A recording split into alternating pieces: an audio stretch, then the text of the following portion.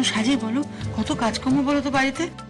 তারপর শোনো না, তুমি বরং সিধুর সঙ্গে কথা বলে না, এই এত লোকজন যে আসবে তারা কোথায় থাকবে, কোথায় শোবে, একটুখানি ব্যবস্থা করে রেখো না।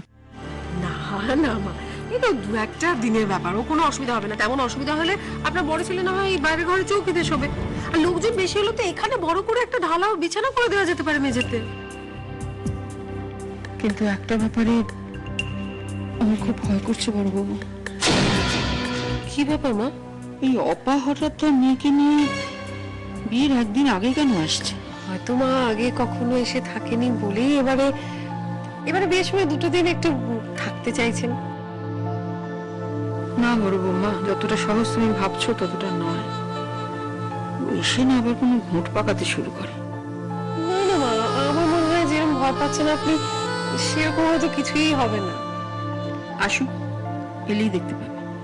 শোনো বড় বৌমা, অপা আর ওর মেয়ে আসলে পর এই বাড়ির কোনো বিষয় নিয়ে কোনো আলোচনা কিন্তু ওর সঙ্গে করবে না, বিশেষ করে দুষ্টুর বাপের বাড়ি নিয়ে। এই ওদের পয়সা আছে, ওরা অনেক বড় লোক, এসব। না না, এসব নিয়ে আর কেন আলোচনা করবো? তুমি না করলেও বাড়িতে তো আলোচনা করার লোকের অভাব নেই।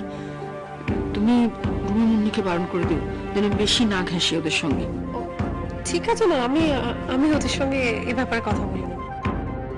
ঠিক আছে বড় বৌমা, বেলা হয়ে গেলে আবার মন্দিরে ভিড় হয়ে যাবে, আমি বরং বেরিয়ে পড়ি। হ্যাঁ মা, আপনি তাড়াতাড়ি পুজোটা দিয়ে চলে আসুন, আমি বরং কিছু সাবান কাছাকাছি রয়েছে ওগুলো সেরে ফেলি। ঠিক আছে। দুষ্টু, তুই জানিস রে ওরা যে কেন দেখা করছে? আমি কি করে বলি? ও মনে পড়েছে, মুন্নি আমাকে বলছিল যে শুভ নাকি আজকে ওকে কি একটা বিশেষ উপহার দেবে বলছে, সেই জন্য দেখা করছে। তাই নাকি?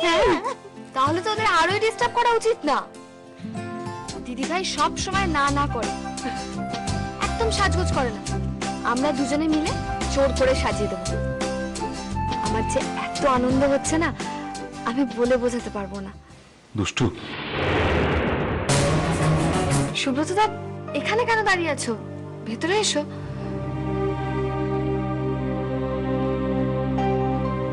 এসো, এখানে বসো। এসো, বসো না এখানে। আচ্ছা, তুমি চা খাবে তো? না থাক। মা বেরিয়ে গেল, পর দিকেও দেখলাম বাথরুমে জামা কাপড় কাচতে যাচ্ছে। এই সুযোগ, হাতে আমার বেশি সময় নেই, যা করার এক্ষুনি করে ফেলতে হবে, তারপরে যা হবার পরে দেখা যাবে। ফিল কর, কি ফিল করবো? সুন্দর ওয়েদার, ভালো জায়গায়, কি রে ভাই? আচ্ছা ঠিক আছে, তুমি আগে বলো আমাকে কেন ডেকেছো? আচ্ছা, বিয়ের দুদিন আগে যখন ডেকেছি নিশ্চয়ই কোনো কারণ আছে।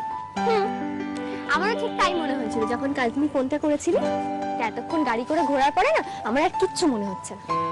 প্লিজ বলছি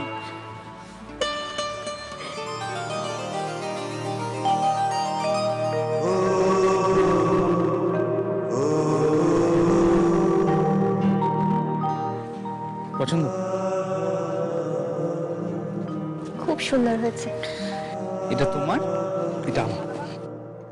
বুঝতে পেরেছি। এটা আমি তোমাকে পরিয়ে দেবো, এটা তুমি আমাকে পরিয়ে দেবো। হাসছো? আমার ভালো লাগছে তাই আমি হাসছি। আমার পাগলার মধ্যে হাসছো।